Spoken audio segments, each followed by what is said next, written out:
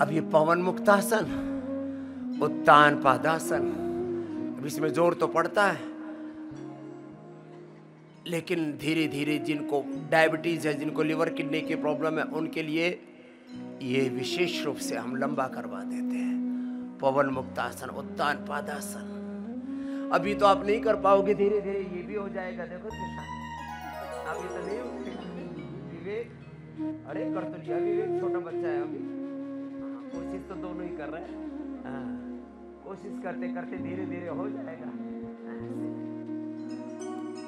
धीरे होगा, अच्छी बात है। अभी जवान लड़का है, धीरे धीरे बन जाएगा। पवन मुक्तासन, उत्तान पादासन, लोकासन, यहाँ तक पहुँचना है आपको धीरे धीरे। ये देखो ये ऐसे बोले बाबा जी अभी तो ये सपना सा लग रहा है, सपना भी साकार होगा। और ये करो, थोड़ा रिलैक्स हो जाओगे।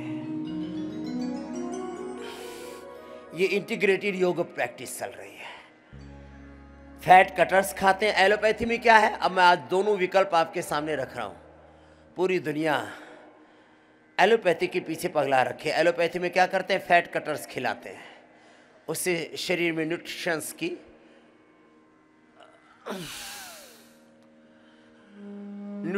कमी हो जाती है, विटामिन्स की, मिनरल्स की कमी हो जाती है। तो करो, दूसरा राउंड करो। एलोपैथी में लाइपोसक्शन कराते हैं, बैरिटिक सर्जरी कराते हैं। फिर आजकल एक नए डॉक्टर पैदा हो गए, डाइटिशियन। वो भूखों मारते हैं लोगों को। हम भूखों नहीं मारते, हम कहते हैं सब चीजें सबके खाने के लिए नहीं है। प्रकृति परमेश्वर ने भोजन को आपकी आवश्यकता के अनुरूप डिजाइन किया हुआ है। तो एक एक पैर से ऐसे अर्धहलासन, पाद वृत्तासन, द्विचक्रिकासन। दूसरा राउंड करो। आप तो मैं पवन मुक्तासन, उत्तान पादासन थोड़ा और लंबा करूंगा। आप यही पाद वृत्तासन, पैर ऊपर उठाना, फिर यूं गोल गोल घुमाना और फिर साइकिलिंग करना, ये लंबे करना और लगे रहना, लंबे लंबे श्वास भी लेना। तो एलोपैथी वाले जो तरीके हैं, मॉडर्न मेडिकल साइंस वाले जो तरीके हैं, फैट कटर्स, लाइपोसक्शन, बैरिएटिक सर्जरी, ये त्रिशा अच्छे हैं या खराब? खुद त्रिशा बोल रही है डॉक्टर होकर के, और वो भी अमेरिका में पढ़ करके, ये तो बाबा जी खराब है।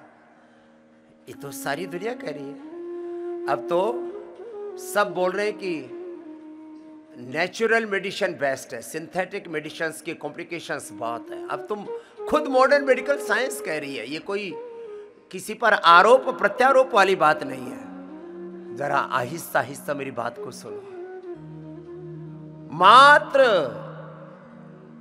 एंटीबायोटिक्स लेने से, ये जो एंटी एलर्जिक दवा लेते हैं, यहां तक कि फीवर आ गया और आप थोक के भाव होलसेल में मुट्ठे भर भर के जो आप पैरासीटामोल, क्रोसिन आदि खाते हैं, इससे लोगों के लीवर और किडनियां खराब हो रहे हैं।